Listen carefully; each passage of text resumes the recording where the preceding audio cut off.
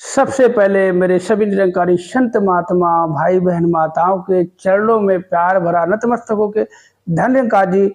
और आने वाले नए साल की बहुत बहुत ढेरों शुभकामनाएं। और जो मेरे मित्र भाई सब्सक्राइबर भाई सभी को मेरा प्यार भरा नमस्कार। और आने वाले नए साल की 2024 की बहुत बहुत ढेरों शुभकामनाएं। और जो पिछला साल 2023 में हमने कुछ गलतियां की हैं, उस गलतियों से हम सीख लें। कहते हैं कि 24 आने वाला है और चंद घंटे रह गए हैं तो उसका अलविदा। तो अलविदा हम किसको कहेंगे? 2023 को नहीं। जो 2023 की हमने गलतियां की हैं उनको हम ऐसा प्रयास करें कि 2024 में गलतियां हमसे दोबारा ना हो। कुछ हमने भूल भुलैया की, सबको मतलब सदगुरु के आगे सबको समर्पण कर दे कि जो हमसे भूल हुई है वो हमें बख्श देना, कि 2024 में उनका ख्याल भी ना आए। और जो कुछ मिला है उसका शुक्राना करते हुए और आगमन करें 2024 का। तो चलते वीडियो को शुरू करते हैं, बताते हैं। तो आज कहते हैं कि ब्रह्म ज्ञानी का सकल आकार ब्रह्म ज्ञानी आप ही निरंकार, ब्रह्म ज्ञानी को खोजे महेश्वर, ब्रह्म ज्ञानी आप ही परमेश्वर। ये अवस्था कब होती है? ये अवस्था कहते ज्ञान लेने के बाद हम ब्रह्म ज्ञानी नहीं बन जाते। ज्ञान ले लिया हम ब्रह्म ज्ञानी तब बनेंगे जब हमारे अंदर वो तत्व समाया हुआ होगा। कहते संत बोले सहज स्वभाव, संत का बोला बिरथा न जाए। कि संत अगर कुछ भी हमसे अच्छा बुरा भला कह देता है, कुछ सत्य हो जाता है, इसलिए कहते किसी को हम बुरा भला ना कहें, जब भी कहे उसके भले की कामना करें। हमारे साथ कोई गलत कहता तब भी हम उसको भले की कामना करें, उसको मुबारकबाद दे, परमात्मा भला करे तुम्हारा, दातार कृपा करे तुम पे। तो कहते एक संत की बात ऐसी बताते कि वो संत कहते हैं कि पूर्ण संत। हम कहते हैं कि सदगुरु मिला, पूर्ण संगत मिली, पूर्ण निरंकार मिला। और पूर्ण सत्संग में संगत जो बैठी है वो सात संगत में पूर्ण संत कौन होता है? जो पूर्ण संत है कहते पूरी तरह से जिसने अपने आप को सरेंडर कर रखा है, संत वही कहलाने लायक है, वही पूर्ण संत है और उसी को महेश्वर खोजता है। तो कहते संत बोले सहज स्वभाव, संत का बोला बिरथा ना जाए। तो एक ऐसे संत की कहानी, सच्ची बात, जो कहते दास के सामने ना जाने कितनी घटित ऐसी घटनाएं घटी है। और कुछ बातें दास के लिए उन्होंने ऐसी कही जो अपने जीवन में सच हुई। तो अक्सर कहते थे महात्मा जी चिंता ना करो, दाता सब ठीक करेगा, सब ठीक हो जाएगा, महात्मा जी सब ठीक हो जाएगा। इसके महात्मा जी ऐसे चेहरा को ऐसे में ठीक हो जाएगा, सब ठीक हो जाएगा, महात्मा जी ऐसे कहते थे। ऐसे लगता साक्षात दातार सदगुरु हमारे सामने बैठ के हमें सात्वना दे रहे हो, हमें समझा रहे हो। हमें कहते ना कि किसी भी उस समय की बात है जब दास बहुत परेशान रहा करता था, अक्सर नेगेटिव रहा करता था, चिड़चिड़ापन, गुस्सा, परेशानी। तो वास्तव में निरंकारी जो संत महात्मा जो ब्रह्म ज्ञानी है तो वो अपने आप को इतना कि अपने अंदर वो चीज हमेशा महसूस करें कि आप एक ब्रह्म ज्ञानी संत महात्मा हो। एक वो जोत जगाई है सदगुरु ने, जो सदगुरु के पास से जो शक्ति है वो हमें खुद दे दी है कि ये लो, अब ये संभाल, तुमने संभालनी है। कि वो सदगुरु की अमानत तौर पे, कि जो ब्रह्म ज्ञान है कि कहते किसी की जब अमानत हमें दी जाती है तो क्या होता है कि उधारी है, उसकी हमें कीमत चुकानी है, कीमत चुका दी है और हमें वो चीज मिल गई। अब तो उस चीज कहते हैं हम अपनी चीज कम संभालते हैं, किसी की दी हुई उधारी चीज को बहुत संभाल के रखते हैं। इसीलिए कहता है कि ज्ञान को संभाल के रखना पड़ता है, बहुत संभालना पड़ता है इसको, तब जाके कहीं टिकता हमारे पास में। अगर हम किसी की दी हुई चीज को अगर हम ऐसे ही टाल कर दे, ऐसे ही उसके इस्तेमाल कर दे, तो दोबारा वो चीज हमें मिलेगी नहीं, वो देगा ही नहीं। क्योंकि जैसी दी है अगर हम उसी तरह संभाल के और वैसी वैसी हम वापस कर देते हैं तो मालिक उसका खुश होता कि हाँ यार चलो अच्छी बात है, जैसी दी थी। अब आप मान लो किसी का बाइक लेते हो और रिजर्व में गाड़ी देता है और आप कहीं 50 किलोमीटर चलानी है और आप रिजर्व आना जाना करके गाड़ी खड़ी कर दो तो आपसे नाराज हो जाएगा। उसमें तेल डलवा दो, रिजर्व की वजह मेन में डलवा दो, मेन करके रख दो गाड़ी को, उसको दे दो, खुश हो जाएगा। तो एक संत की कहानी ऐसी कि संत ने जो जो अपने जीवन में जिस जिस से इंसान से जो भी कहा, आज हर इंसान के जीवन में वो बात घटित हो गई है, हर एक बात सत्य। अपने जीवन से जुड़ी हुई कुछ बातें ऐसी रही जो उन्होंने कहा और वो बातें सत्य हो गई कि महात्मा जी चिंता ना करो, क्योंकि कहते हैं कि अगर हमें कोई अच्छी बात बताता है, समझाता है, हमें संभालता है, उससे कभी झूठ मत बोलो। वो भी अपनी सारी कहानी बताया करते थे अपने जीवन की, शुरू से लेकर जब से इस निरंकारी मिशन में आए, और धीरे धीरे अपना भी हौसला बढ़ा कि इतने अच्छे संत महात्मा मिले हैं, इनके सामने झूठ नहीं बोलना। कहते राज भी छुपा ना सका, जो राज की बातें थी, कुछ गुप्त बातें थी, कुछ ऐसी वैसी बातें थी परेशानियों की, उनके सामने सब शेयर कर दिया करता था। मगर वो कहते थे कोई बात नहीं महात्मा जी, सब ठीक हो जाएगा, ये दाता सब ठीक करेगा, आप सुमिरन किया करो, कभी आपका मन परेशान हो तो सुमिरन किया करो, और कुछ नहीं। कितने भी परेशान हो, मन लगे लगे ना लगे, फिर भी आप सिमरन करो, सिमरन का साथ लो, सिमरन करते रहो, दातार जरूर कृपा करेगा, एक दिन सब कुछ ठीक हो जाएगा। और दातार की कृपा से आज सब कुछ ठीक है, सब सहज अवस्था में सब कुछ चल रहा है। तो कुछ बातें उन्होंने अपने घर परिवार के लिए कही थी, और उनके बेटे ने कुछ बात शेयर की, ये बात मैं पहले भी डाल चुका हूं वीडियो में। कहते हैं कि हमारे सत्संग में जो बातें हैं, बस 3 तरह की बातें होती है, सेवा, सत्संग, सुमरन, वह इसी में पूरा जीवन हमारा बीत जाता है। और यही जीवन का आधार अगर जिसने बना लिया, सेवा, सत्संग, सुमरन, तो जीवन की नैया पार है। बिना पार किए तो बैठ जाओ नैया में, खिवैया अपने आप पार कर देगा, किनारे लगा देगा। तो यही बातें हमें बार बार दोबारा से मतलब रिपीट करनी पड़ती हैं, कि ताकि बार बार देखने से हमारे अंदर हमारा मनोबल बढ़ता है, विश्वास हमारा बढ़ता है, हौसला बढ़ता है, कि हाँ खिंचाव बढ़ता है कि हम सत्संग करें, सत्संग में जाएं। अगर हफ्ते में 1 करते 2 बार जाए, सत्संग में सब कुछ है। तो इसीलिए बार बार वही बातें हमारे सामने, निरंकार की, सदगुरु की सेवा, सत्संग, साथ संगत, संतों की सेवा करनी है, संतों का सत्कार करना है, सेवा करनी है, तन की धन की सेवा करनी है, और मन से सुमिरन करना है, भाई ये बातें बताई जाती है। तो यही, और अक्सर कहा जाता है कि संत बोले सहज स्वभाव, संत का बोला बिरथा ना जाए। तो कहते बिरथा का मतलब खाली नहीं जाता, व्यर्थ नहीं जाता, बेकार नहीं जाता। संत के मुख से जो निकलता है वो सत्य जरूर होता है।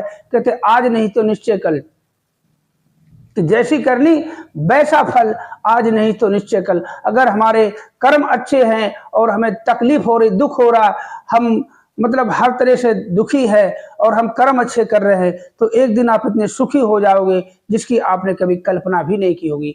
और ये आज जो माहौल है, आज 31 दिसंबर 2023 है, ये अभी सब देखो, रात को देखो, सब लोग अपने अपने तरीके से एंजॉय करते, कोई नाच के, कूद के, डिस्को करके, कोई दारू पी के, कोई कैसे। कल नए साल का पहला दिन है, अपने अपने तरीके से हैप्पी न्यू ईयर, कोई कहीं जाता, कोई कुछ करता, कोई कुछ करता, कोई पकवान बनाता है, कोई कुछ करता। मगर हम निरंकारियों की साथ संगत, कहते सदगुरु माँ कृपा करती है। देखो कितने हमें बच्चों को संभाल के, हर माहौल में, हर फेस्टिवल पे एक नया तोहफा मिलता है, हमें एक नया जरिया मिलता है। नए साल पे देखो कितनी कृपा की है कि सदगुरु माँ ने हम संतों को मतलब संबोधित करने के लिए एक साथ संगत रखी है, जो सभी को पता है। तो जो दूर दराज के आ सकते हैं, और आ सकते हैं तो आ सकते हैं, नहीं आ सकते तो ऑनलाइन तो देख ही सकते हैं, लाइव तो देख ही सकते हैं। तो फिलहाल तो मैं आपको बताने वाला हूँ, महात्मा जी ने कुछ बातें जो अपने ब्रह्मलीन होने से पहले अपने परिवार में कही थी, वो फिर आपको एक बार बताता हूँ। समागम का समय चल रहा था, तो समागम जाना था, पिताजी की तबीयत खराब थी, बेटे ने बोला था कि बता चुका आपको पहले। तो ऐसा क्यों होता है? कहते ये अवस्था, तो कहते इसे अगर हम बार बार इसी बात को, अक्सर मैं उनको रोज याद करता हूँ, रोज उनकी कुछ ना कुछ बातें याद करता हूँ, और उनसे कुछ सीखने की प्रेरणा लेता हूँ। मैं कुछ बातें उनकी दोहराता भी हूँ अपने जीवन में, कि ऐसा भी काश हमारा जीवन हो जाए। तो बातें जो बार बार कही जाती है हमारे सामने, वही बातें इसलिए आती है कि वही बात हो गई ना, कि किल पे बार बार हथौड़ी मारना, एक बार मार दी तो मार दी, दोबारा क्यों मार रहे हो, फिर दोबारा क्यों मार रहे हो, बार बार हथौड़ी इसलिए पड़ती है, कील वही है, हथौड़ी वही है, अरे दूसरी कील पे क्यों मारे। उसको तो पक्का होना है कि ऐसी जड़ पकड़ ले कील कि उखाड़ने से उखड़े ना। आंधी आए, तूफान आए, पानी का बहाव आए, चाहे कितना मशक्कत कर लो, कील अपनी जगह ना छोड़े। इसीलिए बार बार ये शब्द हमारे सामने आते हैं। उससे पहले की बात बताता हूँ। उन्होंने छोटा सा मकान लिया था उनके बेटे ने। तो गांव से उनके पिताजी आए, महात्मा जी, जो आपने थंबनेल में फोटो देखी है, उनका ये तीसरा वीडियो डाल रहा हूँ। तो बातें वही रिपीट करता हूँ, तो इसलिए करता हूँ कि बातें हमें प्रेरणा देती हैं कि अगर वो संत की अवस्था ऐसी हो सकती है, उन्होंने भी वही ज्ञान लिया था और हमें भी वही ज्ञान मिला। उन्होंने जो साथ संगत की है, उन्होंने जो किताबें पढ़ी है, वही किताबें आज हम पढ़ रहे हैं। तो हमारी अवस्था ऐसी क्यों नहीं हो पा रही है? क्यों नहीं हो पा रही? हमारे अंदर वैर, ईर्ष्या, जलन, क्रोध, ये कूट कूट के भरा हुआ है। छल कपट कूट कूट के भरा हुआ है। कहीं पे निगाह, कहीं पे निशाना। सत्संग में बैठे मन कहीं और है। मैं सत्संग खत्म हो जाए फिर मैं देखता हूँ, फिर मैं अभी सत्संग होने के बाद आता हूँ, फिर बताता हूँ। तो ये कहीं पे निगाह, कहीं पे निशाना। ऐसे संतोष के साथ मिल जाए। हम तो कहते हैं कि ऐसे संत देखो बिरले ही होते हैं, और उनका संग मिल जाए तो कभी छोड़ना नहीं चाहिए। हर कीमत पे उनका साथ नहीं छोड़ना चाहिए। छोटा सा मकान लिया था, तो मकान बनते बनते फिर बन के तैयार हो गया। तो बातों बातों बोला कि बेटा, ये इस मकान में आप ज्यादा दिन नहीं रहोगे, 2 से 3 साल रहोगे, उसके बाद तुम्हें दातार कृपा करेगा, इससे भी बड़ा मकान मिलेगा। बड़ा इतना मिला कि उससे 4 नहीं 4-5 गुना बड़ा मकान। वो 50 गज का भी नहीं था, 200 गज का मकान मिला। प्लॉट मिला बना के आलीशान, महल बना दिया। देखने वालों ने देखा, हमने खुद देखा, ना जाने कितनी बार गया। तो ये कहते, एक जुबान निकली थी कि अब वो उनको कैसे पता, उनको कैसे पता कि 3 साल रहोगे, इससे बड़ा मकान दातार देगा। क्योंकि ब्रह्म ज्ञानी को खोजे महेश्वर, ब्रह्म ज्ञानी आप ही परमेश्वर, ब्रह्म ज्ञानी का सकल आकार, ब्रह्म ज्ञानी आप ही निरंकार। जब वो अवस्था हमें मिल जाती है तो हम खुद कहते हैं हम खुद परमेश्वर हैं, परमात्मा है, मगर वो तत्व हमारे अंदर जो था उसका हमें एहसास जब तक है तब तक हम हैं परमात्मा। जैसे कि आपने देखो, एक लोहा होता है, बड़े ध्यान से सुनने वाली बात है। एक लोहा है और लोहे के पीछे आप चुंबक को लगा दो ऐसे, और आगे लोहा है, तो लोहा लोहे को अपने आप खींच लेगा, क्योंकि उसके पीछे एक शक्ति है। बड़े ध्यान से समझ भाई आपकी बात। जो हमारे अंदर वो शक्ति है, दिव्य शक्ति है, निरंकार बसा हुआ, बसा दिया तो ज्योत जला दी, वो ऊर्जा हमारे अंदर पैदा कर दी है। उस ऊर्जा को उत्पन्न रखो। जैसे कि एक आग, अब सर्दी को टाइम हो रहा है, लकड़ी जला के आग लगा दी हमने, और माचिस तीली लगा दी, धुआं धुआं धुआं कर हर किसी को तकलीफ होगी। और उसी को फूक फूक के मिट्टी तेल डाला, कोई पेट्रोल डालता, कोई कागज डालता है, तो आग को भड़का देते हैं, तो वो गर्मी पैदा करती है। हर किसी को आराम मिलता है, सुख मिलता है, ठंड दूर भाग जाती है। ऐसे ही वो तत्व जब हमारे अंदर समाया हुआ रहता है, उसका एहसास रहता है। जब उस तत्व से चिपके रहते हैं, कहते हैं जब उसके तत्व से हम चिपके रहते हैं, जिस तरह से लोहा चुंबक से चिपक जाएगा, तो वही लोहा जिसके अंदर कुछ नहीं था, हमारे अंदर क्या था? ज्ञान लेने से पहले हमारे अंदर क्या था? हम भटके मुसाफिर थे। सत्संग भी जाते थे, दाएं बाएं देखा करते थे, कहाँ निरंकार, कहाँ परमात्मा, ये खड़ा कहते थे, तो कहाँ देखते हम? मैं खुद परेशान था, अरे तो ऐसे ही बनाते, कहाँ तो कुछ तो नहीं दिखाई दे रहा। अगर इनको ये दिखाई दे, हमें थोड़ा सा तो दिखाई दे। इतने दिन संगत करते हो गई, जब ज्ञान लिया तो समझ में आ रही ये परमात्मा है, ये तो अथाह सागर, ये तो जिधर देखता हूं उधर ये यही है, और हम सब इसी में समाये हुए हैं। हम खाना पीना सोना जागता सब इसी में कर रहे हैं। बुरे कर्म अच्छे कर्म, छीना झपटना देना लेना सब इसी में कर रहे हैं। इसको तो सब पता है, देख रहा है। ये तो एक पल के एक सेकंड का मतलब आधे सेकंड भी दूर नहीं, ये तो यही है, तो हमें ये नहीं तो कुछ नहीं। अगर ये ऐसे हो जाए तो सारी दुनिया खत्म। तो वो तत्व अगर हमारे अंदर बसा हुआ है, तभी हम आप ही परमेश्वर हैं, और हमें खोजेगा महेश्वर। उसके बाद समागम का समय आया, और वो ब्रह्मलीन हुए समागम के दिनों में ही। समागम जाना था, और बेटे ने बोला, पिताजी आपकी तो तबीयत खराब है, आप समागम कैसे चलेंगे? बोला, बेटा आप मेरी चिंता छोड़ो, मैं तो समागम पहुंच जाऊंगा, आप अपनी तैयारी करो। अब देखो, इस शब्द को पकड़ो जरा। ये वीडियो पहले बना चुका, ये बात बता चुका हूं, क्योंकि इससे बार बार हमारे दिमाग में बात घूमती है ना, ऐसे कैसे पता? आभास हो गया, आभास हो गया कि कहते हमें कि पल का पता नहीं, अरे हमें पल का पता नहीं और उनको कल का पता कैसे था, जरा सोच के देखो। ये देखने वाली बात है, पकड़ने वाली बात है कि हम सभी को पल का पता नहीं। हम भजन भी गाते हैं, आओ सजा लें आज को, कल का पता नहीं, और कल को छोड़िए जनाब, पल का पता नहीं। अरे हमें पल का पता नहीं और उनको कल का पता कैसे चला। सोचने वाली बात यह है कि उनको कल का पता कैसे चला कि हम तो समागम पहुंच जाएंगे, तुम अपनी तैयारी करो। और तैयारी कर ही रहे थे, जाने की तैयारी कर रहे थे, तो देखा फिर उनको आभास हो गया, तो सबको बुलाया, बेटा इधर आओ, बहू को बुलाओ, पति पोते को बुलाओ, बैठे तो सारे मिलके करे सुमरन करो। सुमरन करते करते देखो, सुमरन करते करते तू ही निरंकार मैं तेरी शरण हा मैनू बख्श लो, तू ही निरंकार मैं तेरी शरण हा मैनू बख्श लो। और कहते कहते सुमरन करते करते और बोला सदगुरु मुझे बुला रहे हैं, सदगुरु आए हमें लेने, हम जा रहे हैं सदगुरु के पास। और ऐसे आंखें खुली की खुली रह गई और वो ब्रह्मलीन हो गए, समा गए सदगुरु के चरणों में, समा गए निरंकार में, पहुंच गए समागम। तुम अपनी तैयारी करो, हम तो समागम जरूर पहुंचेंगे। लो वो तो पहुंच गए, वो रह गए। तो ये बातें कहते, ये अवस्था हमारी जब तक नहीं है, हम ज्ञान तो ले लिए, एडमिशन तो ले लिया बड़े स्कूल में, बड़े हाई फाई स्कूल में, और बाप आपके 1,20,000 रुपये साल का फीस भी दे रहा है, फीस भी दे रहा है। बताओ कितनी फीस, 10-12 हजार रुपये महीना खर्च कर रहा फीस के, और आप ज्ञान भी ले लिया, एडमिशन भी ले लिया, पढ़ाई भी, मगर आगे चल के फेल हो जाना है। ये अवस्था अपनी बनाओ। कहते इसीलिए रोज सत्संग होता है, हफ्ते में होना चाहिए, 2 दिन में होना चाहिए, माता जी के सत्संग हुजूरी में होना चाहिए कि वहां संगत है आ जाओ। ये रोज सत्संग क्यों बताया गया है? रोज साथ संगत की पूजा, उनका आदर सम्मान करना, संतों की सेवा, सदगुरु की सेवा, सदगुरु से सेवा, निरंकार की सेवा क्यों बताई गई है?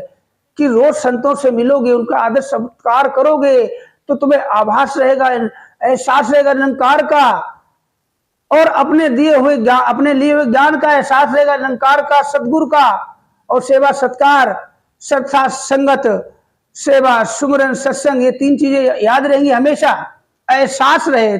इसीलिए संगत हमें रोज दी गई है, और कोई बात नहीं है। ने ज्ञान ले लिया, जाओ भाई ये लो, तुम्हें ज्ञान मिल गया, ठप्पा लग गया, मोहर लग गई, लाइसेंस बन गया, जो मर्जी गाड़ी चलाओ, 2 व्हीलर 4 व्हीलर सारी दोनों गाड़ी चला सकते हो, ट्रक को छोड़ के छोटी गाड़ी 4 पहिए चलाओ, बाइक चलाओ, स्कूटी चलाओ, जो मर्जी चलाओ, जिसकी लेके चलाओ, लाइसेंस ठप्पा लगा दिया, ज्ञान मिल गया, जाओ तुम्हारा उद्धार हो गया, जाओ। तो ऐसी बातें कहते, सेवा सत्संग सुमरन करना बहुत आसान है, पढ़ना बहुत आसान है, रटन करना बहुत आसान है, उसको दिमाग में उतारना बहुत आसान है, और उस पर चल पाना बड़ा मुश्किल है। ठंड में पानी गर्म कर लेते फिर भी नहाने की हिम्मत नहीं होती है। पानी गर्म कर लिया है, तन के कपड़े उतारने बड़ी तकलीफ होती है, ठंड न लग जाए भैया, होती है कि नहीं? तो ज्ञान तो ले लिया है, सत्संग तो कर रहे हैं, सेवा भी कर रहे हैं, और सिमरन भी करते रहते हैं। सिमरन तो हम बस सिर्फ मोह बस करते हैं। अगर निस्वार्थ बस सिमरन करते रहे कि श्वास श्वास, हर श्वास में सिमरन तेरा, यूं बीत जाए जीवन मेरा, ये भजन नहीं, ये कर्म बन जाए, ये भजन ना रह जाए, गाना ना रह जाए, एक गीत ना रह जाए। अच्छा गाना है, बहुत सुरीला गाना है, हर श्वास में हो सुमिरन तेरा, यूं बीत जाए जीवन मेरा। कहते तो है, इसका मतलब क्या कि हम सामने वाले से कह रहे हैं कि हर श्वास में हो सुमिरन तेरा, यूं बीत जाए जीवन मेरा। हम उससे एक मांग रहे हैं, और उसने दे दिया सब कुछ, फिर भी हम नहीं कर पा रहे हैं। तो हमारी सांसें देखो, अभी हमने कितनी सांसें ले डाली इस वीडियो में, और कितनी बार सुमिरन कर लिया। सुमिरन जुबान नहीं करे, सुमिरन मन करे, आत्मा करे। तो आज का वीडियो बस यहीं पे। सभी को आने वाला 2024 बहुत बहुत हर तरह से तन मन धन का सुख दे, सभी को अच्छा नजरिया बख्शे, अच्छी जुबान मीठी जुबान दे कि साईं इतना दीजिए जामे कुटुंब समाए, और मैं भी भूखा ना रहूं, तेरा साधु न भूखा जाए। कहते हैं कि अवस्था ये रूखी सूखी खाए के ठंडा पानी पीऊं, और देख पढ़ाई चूपड़ी मत ललचावे जीव। कहते हमारे को जैसा दिया है सदगुरु ने, जैसा दातार ने अवस्था दी है उस अवस्था में जीना सीख लो। कहते जब हमें कुछ मिल जाता है, बहुत कुछ मिलता है, तो हम कहते हैं हमने ये देखो बहुत मेहनत करी, दिन रात मेहनत करी तब जाके ये हासिल हुआ। और जब कुछ चला जाता तो किसी पड़ोसी को हम दोष दे देते हैं कि जब देने वाला ये तो लेने वाला भी यही है। ठंड इसने बनाई है तो गर्मी भी सीख बनाई है। अब ठंड आई है तो किसी कारण से आई है कि सर्दी के बाद जो गर्मी आएगी उसमें कुछ फल और अलग है। गर्मी ज्यादा होगी तो बरसात का मजा आएगा, बरसात होगी तो फिर सर्दी, मतलब कुल मिला के ये अवस्थाएं हैं। कहते हैं कि बचपन में तो बाल काले होते हैं और जब बाल सफेद होने लग जाते हैं तो मेहंदी लगा के बाल काले किए जाते हैं। अवस्था को छुपाना, बाल तो काले कर लेते हो, अब टांगों में घुटने में काम नहीं कर रहे तो डंडा लेके चले, डंडा भी फेंक दो, डंडा भी फेंक दो, पैरों के अंदर डंडा घुसेड़ के बांध लो, ये नहीं छुपा सकते हो। कहते हैं हम दिखावे में जी रहे हैं, हम दिखावे की दुनिया में जी रहे हैं। बाल काले होने चाहिए, दाढ़ी काली होनी चाहिए, मूछें काली होनी चाहिए। तो ऐसी कान से सुनाई भले ना दे, आंखों से दिखाई भले ना दे, है सर पे अगर बाल नहीं है तो टोपी लगाना शुरू कर देते हैं। कितना झूठ में जी रहे, दिखावे में जी रहे हैं। अगर बाल्यावस्था में अपने माँ की गोद में खेला है तो बड़े होके आपका काम जो है, मतलब हर तरह की हर अवस्था में आप जियो, जवानी में जियो, अब बुढ़ापा है उसमें भी जियो, उसका भी आनंद उठाओ, उसका भी आनंद उठाओ। तो बस आज का वीडियो यहीं पे विराम लेता हूं। तो सभी निरंकारी संत महात्मा भाई बहन माताओं के चरणों प्यार भरा नतमस्तकों के धन्यवाद जी। और जो मेरे मित्र भाई सब्सक्राइबर सभी को बड़ा प्यार भरा नमस्कार। और आने वाला 2024